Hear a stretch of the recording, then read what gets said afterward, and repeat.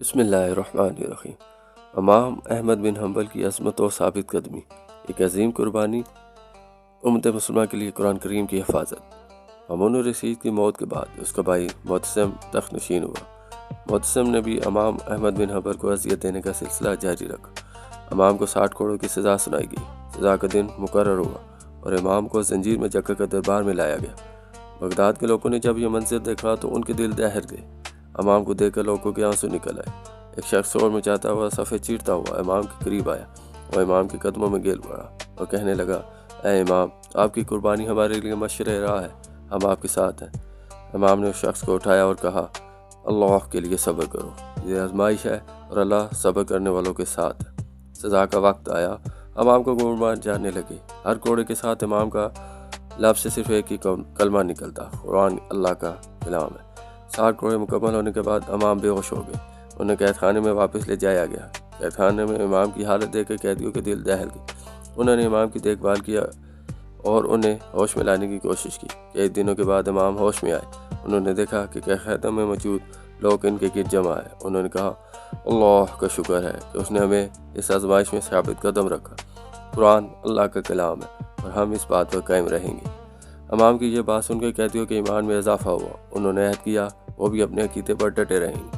معتصم کو جب امام کے استقلال کی خبر ملی تو وہ حیران رہ گیا۔ اس نے سوچا کہ شاید امام کو مزید سزائیں دینے سے وہ اپنا عقیدہ بدل دیں گے، لیکن امام کے قریب جانے والے لوگوں نے بتایا کہ امام کا ایمان پہلے سے بھی زیادہ مضبوط ہو گیا۔ معتصم نے اپنے مشیروں سے مشورہ کیا۔ مشیروں نے کہا کہ اگر آپ امام کو مار ڈالیں گے تو لوگوں میں بغاوت پھیل سکتی ہے، بہتر ہے کہ آپ انہیں رہا کر دیں۔ معتصم نے مشیروں کی بات مانتے ہوئے امام کو رہا کرنے کا فیصلہ کیا۔ امام کو رہا کر دیا گیا، لیکن انہیں شہر چھوڑنے کا حکم دیا گیا۔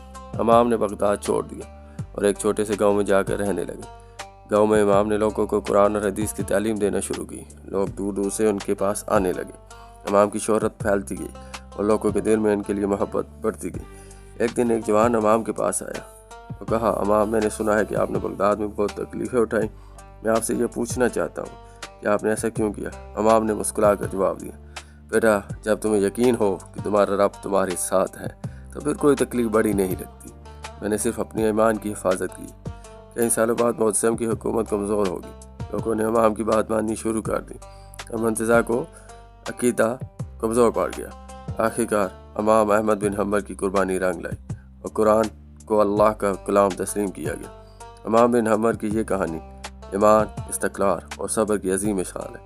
انہوں نے ظلم کے سامنے جھکنے سے انکار کر دیا اور اپنے عقیدے پر ڈٹے رہے۔ ان کی قربانی نے امت مسلمہ کو یہ سبق دیا کہ حق کے راستے پر چلنے والوں کی کبھی ہار نہیں ہوتی۔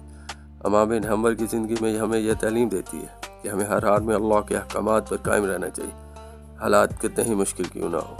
ان کی کہانی ہمارے دلوں میں ایمان